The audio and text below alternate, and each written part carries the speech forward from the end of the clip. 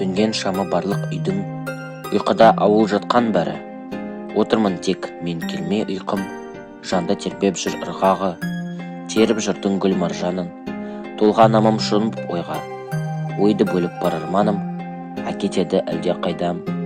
Гүлдер теріп үзіп еппен, ну орманда аралаймын, кейде бейне сапар шеккен, жолушыдай аяндаймын. Дән ырғылған дала кезіп, диқандармен бірге еремін. Кейде мұхит суда жүзіп, кемелерде тербелемін.